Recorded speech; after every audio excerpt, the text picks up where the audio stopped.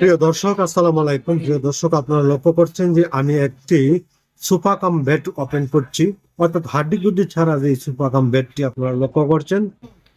ছোট বাচ্চা কাচ্চা আছে তাদের জন্য খুবই ভালো, কারণ হচ্ছে যে বাচ্চারা কিন্তু বেশ লাফালাফি করে, দুষ্টমিতে কিন্তু তারা ব্যথা পাওয়ার আশঙ্কা খুব কম, কারণ এটা একেবারেই এই যা বলতেছিলাম যে হাড্ডি গুড্ডি ছাড়া, অর্থাৎ এটা এখানে কিন্তু কোনো প্রকার মেটাল বা কাঠ ব্যবহার হয় নাই।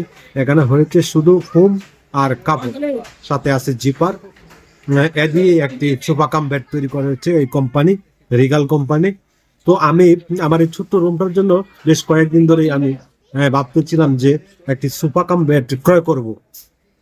সেটা কোন কোম্পানির হলে ভালো হয়, কেমন হলে ভালো হয়।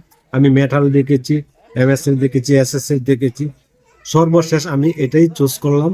এটাই আমার এই রুমের জন্য আশা করি ভালো হবে। তো এটার মধ্যে আমি যা লক্ষ্য করলাম যে আমরা কিন্তু দেখে থাকি যে সোফার যে ফোমটা বসে যায়, বসতে বসতে চ্যাপ্টা হয়ে যায়, কিন্তু আমাকে দোকানদারের যে সেলম্যান আমাকে বললো না, এটা বেশ মানসম্মত ফোম দেওয়া হয়েছে। এই ফোমটা আপনি যখন বসবেন তখন কিন্তু স্প্রিং করবে, আবার উপরের দিকে উঠে যাবে।